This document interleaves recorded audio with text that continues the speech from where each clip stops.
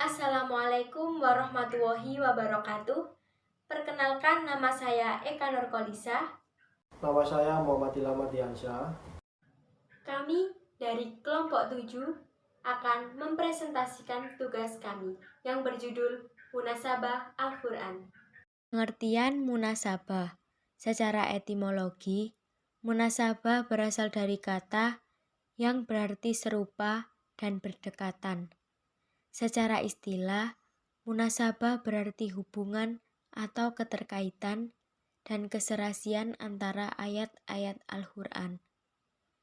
Menurut Ibnu Arabi, munasabah sebagaimana dikutip oleh Imam Asy-Syafi'i mendefinisikan munasabah itu kepada keterkaitan ayat-ayat Al-Quran antara sebagiannya dengan yang lain, sehingga ia terlihat sebagian suatu ungkapan yang rapi dan sistematis. Cara mengetahui munasabah. 1. Topik inti yang diperbincangkan dalam ayat. Mufasir perlu mengetahui permasalahan utama yang diperbincangkan oleh suatu ayat. Permasalahan utama itu mungkin terdapat dalam ayat yang ditafsirkan atau juga terdapat dalam ayat sebelumnya. 2. Topik inti biasanya mempunyai sub-subtopik. Jika topik inti telah diketahui, maka perlu dilihat dan dipahami hal yang mencangkup topik tersebut. 3.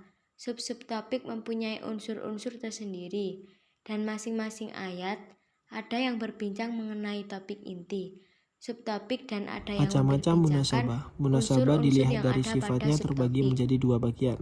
Yang pertama, zahirul irtibati adalah persesuaian yang nyata atau persesuaian dan persambungan antar bagian Al-Quran dengan yang lain tampak jelas dan kuat.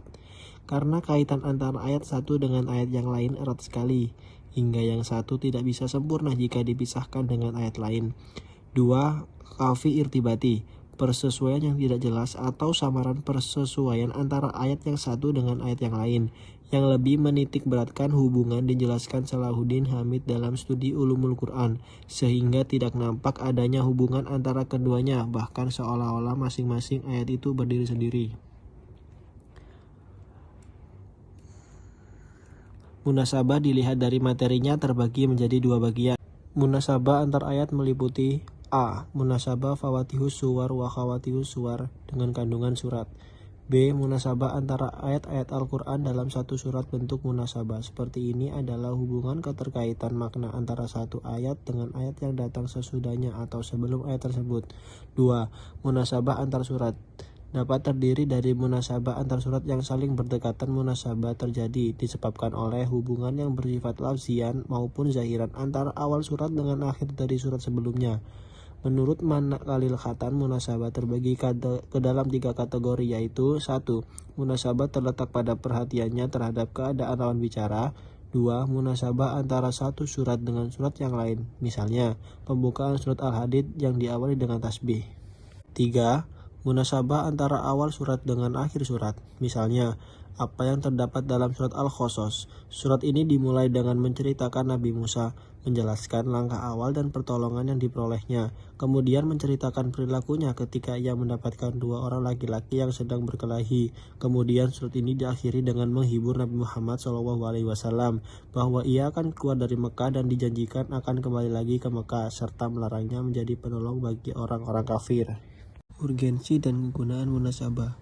Dalam mempelajari munasabah, ini banyak sekali terkandung faedah dan kegunaannya, sebagaimana diuraikan di bawah ini. 1. Mengetahui hubungan antara bagian Al-Quran, baik antar kalimat atau antar ayat, maupun antar surat, sehingga memperkuat keyakinan terhadap kewahyuan dan kemukjizatannya.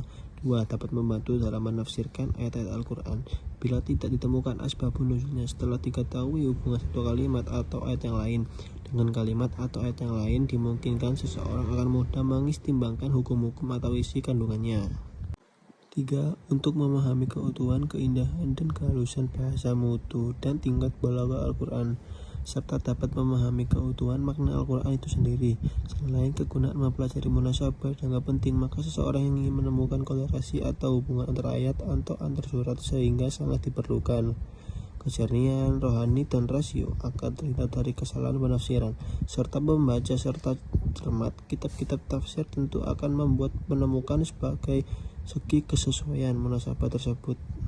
Sekian yang dapat kami sampaikan, kurang lebihnya mohon maaf yang sebesar-besarnya.